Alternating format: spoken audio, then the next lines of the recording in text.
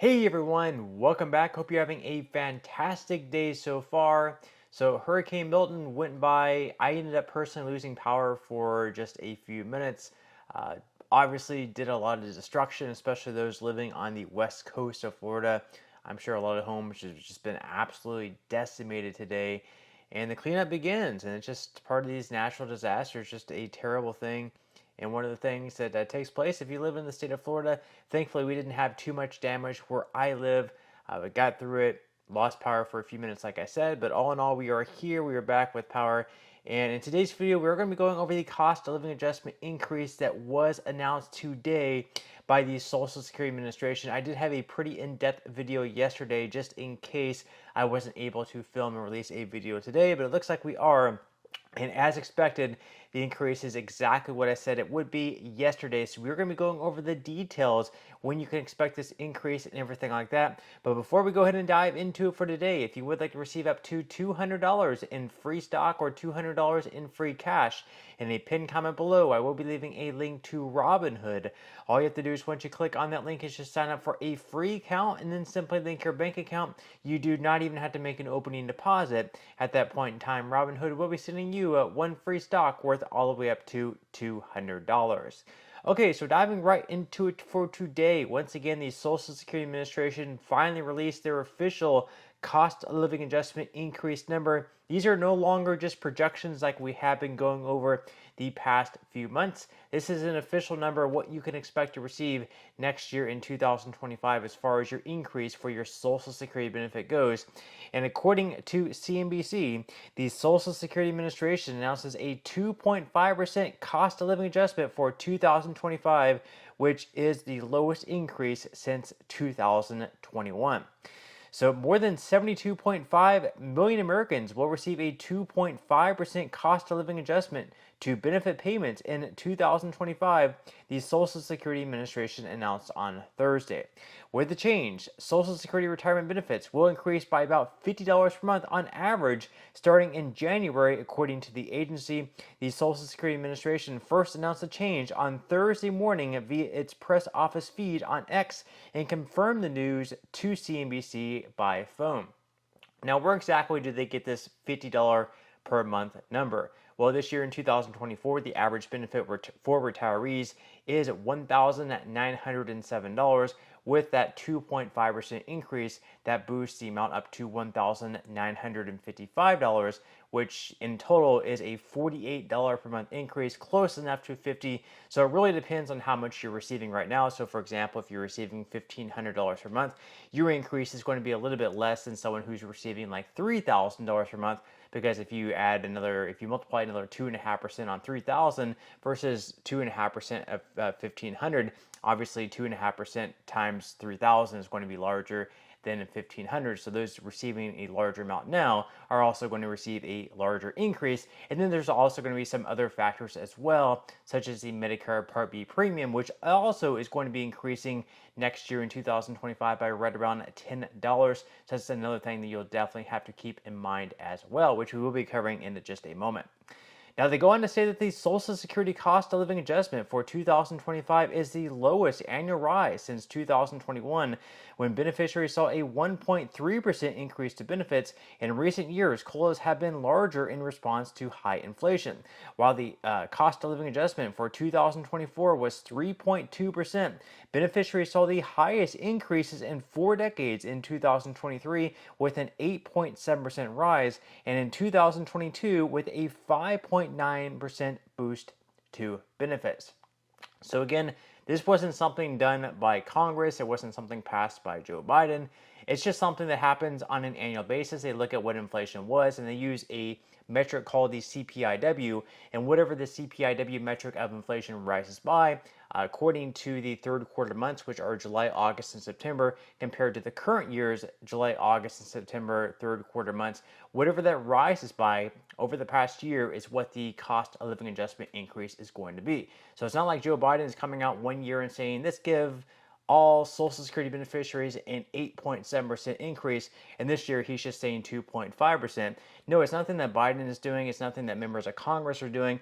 Thank goodness, because if it was up to Congress for these raises, nothing would ever get done, because right now they have several bills in Congress that would slash taxes on Social Security benefits, that would increase benefits. And what are those bills doing? They're just sitting there in Congress, collecting dust and not even being voted on.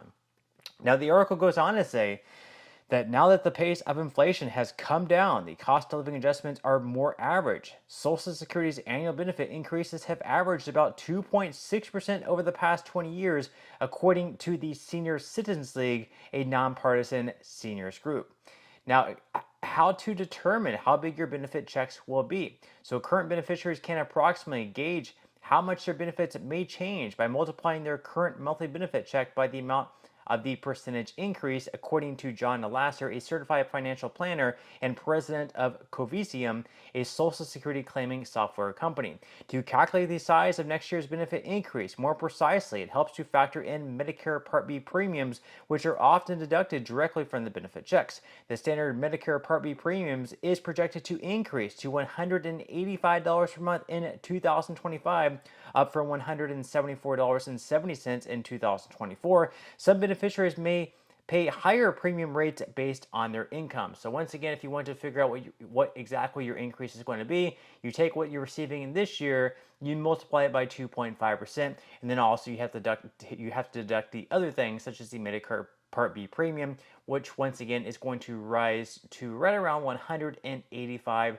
per month. So for one example, if you're receiving the average this year, $1,907. If you multiply that by 2.5%, that comes out to $1,955 per month. And then, of course, you're also going to have to figure in that roughly $10.30 increase in the Medicare Part B premium as well, which will be deducted from your check. Now, they go on to say that the Social Security Administration plans to begin notifying beneficiaries of their new benefit amounts by mail starting in December. This year, the agency is providing a new one-page COLA notice that will detail benefit amounts, including any deductions and the exact dates the 2025 checks will start.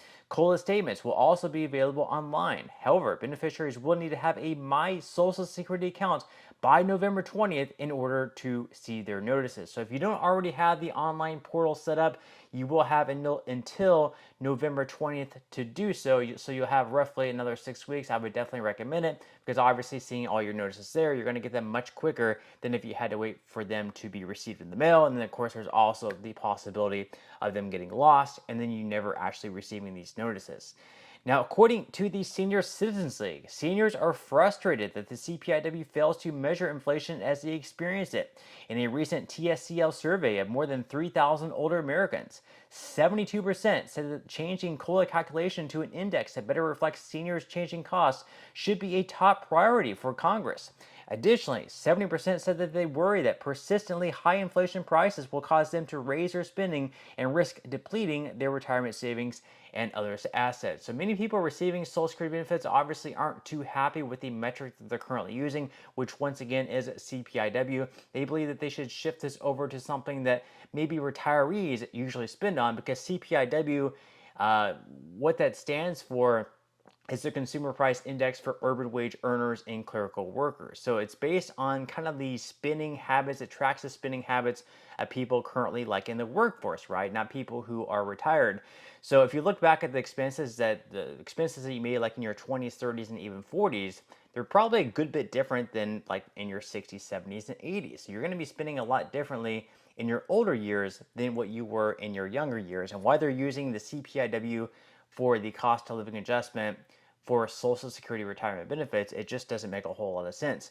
Now, the article goes on to say that the TSCO Executive Director, Shannon Benton, says that this year represents another lost opportunity to grant seniors the financial relief they deserve by changing the COLA calculation from the CPIW to the CPIE, which would better reflect seniors' changing expenses, and that seniors and TSCL demand that Congress take immediate action to strengthen COLAs to ensure that Americans can retire with dignity, such as instituting a minimum COLA of 3% and changing the COLA calculations from the CPIW to the CPIE. And our research shows that 67% of seniors depend on Social Security for more than half of their income, and that 62% worry that their retirement income won't even cover essentials like groceries and medical bills. And I do think that should also be a top priority going into 2025 to pass a bill, just a simple bill, changing the way they figure these COLAs from the CPIW over to the CPIE. It would just make a whole lot more sense. But with that said, ahead, leave your thoughts and comments below. What do you think about the 2.5% increase? Are you happy? Are you dissatisfied? Are you somewhere right in the middle? Leave your thoughts and comments below. I would definitely love to read them, but that's all we have for today's video, and I will see you in the next one.